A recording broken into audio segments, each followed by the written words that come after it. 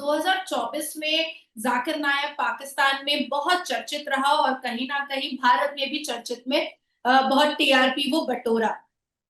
एक खराब टीआरपी होती है और एक अच्छी टीआरपी होती है, तो खराब टीआरपी के हिसाब से उसने बटोरा, जिसमें उसने कई बार कहा महिलाओं के लिए अभद्र शब्दावली का इस्तेमाल उसने हजारों बार किया, और जिसमें उसने कहा कि जैसे ही पीरियड्स हो वैसे ही लड़की की शादी कर देनी चाहिए। लोकतंत्र के मंदिर में असदुद्दीन अवैसी भी ये बात कहते हैं कि age of puberty is age of marriage. Sajid Rashidi भी यही बात कहते हैं, साड़ी और ब्लाउज पहनी हुई औरत को नंगी कह देते हैं। ट्राउजर और शर्ट पहने हुए मुझे उन्होंने कई बार अभद्र शब्दों से नवाजा है। तो ये इतने बड़े एडवोकेट होने के बाद और देश के सर्वोच्च न्यायपालिका की काउंसिल होने के बाद अगर वो देश के सर्वोच्च न्यायपालिका से ये इंसाफ मांग रही हैं कि बेटियों को 16 साल में शादी की अनुमति दे दी जाए, तो क्या वो अपनी बेटी की शादी 16 साल में करना चाहती हैं? मैं 18 साल से कुछ कम की थी और मैंने बच्चा पैदा कर दिया था। और आज जब मैं अपने बेटे को लेकर के घूमती हूँ तो कोई विश्वास करने को नहीं खड़ा होता है कि ये आपका बेटा ही है।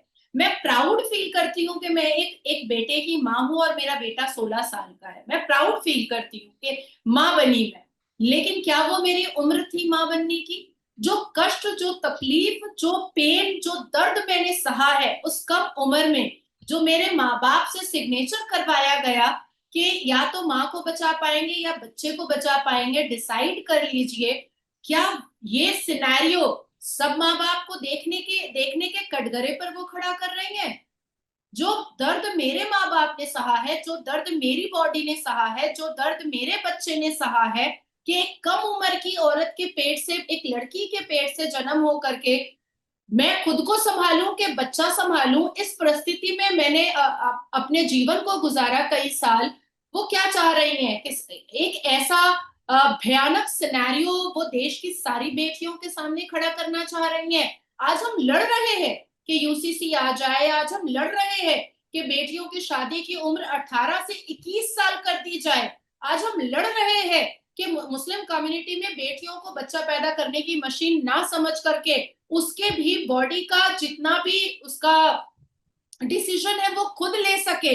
आज हम लड़ाई कर रहे हैं कि 4 शादियां मुस्लिम कम्युनिटी में बंद हो जाए। आज हम चीख रहे हैं, चिल्ला रहे हैं कि मुस्लिम कम्युनिटी में बेटियों को शिक्षित नहीं किया जाता है, उनको शिक्षित किया जाए, उनको उनको बिल्कुल फ्री बर्ड बनाया जाए कि वो अपने डिसीजन खुद ले सके, वो अपनी पसंद खुद जाहिर कर सके, उनको कितना बच्चा पैदा करना है ये वो खुद डिसीजन ले सके, वो उनको कब शादी करनी है ये डिसीजन भी वो खुद ले सके।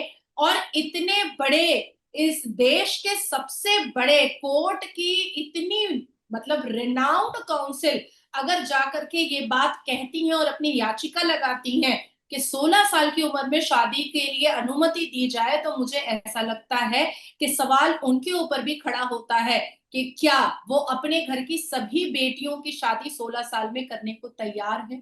क्या वो 16 साल की उम्र में शादी करवा करके 17 साल की उम्र में बच्चा पैदा करवाने को तैयार है अपने घर की बेटियों की?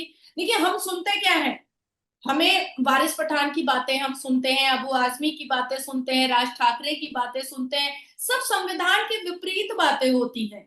सब हमारे देश की सोसाइटी, हमारे देश के कल्चर, हमारे देश की सभ्यता के विपरीत बातें होती हैं।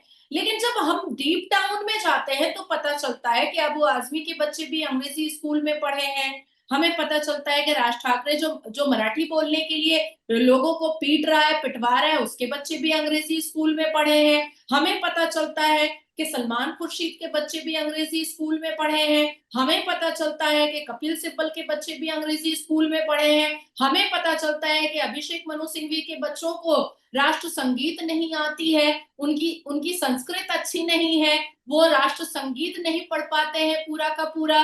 तो हम डीप डाउन जब जाते हैं तो पता चलता है कि पर्दे के पीछे ये लोग कुछ और होते हैं, और जब ये गाउन पहन करके या टीवी पर आते हैं तो ये कुछ और ही बन जाते हैं।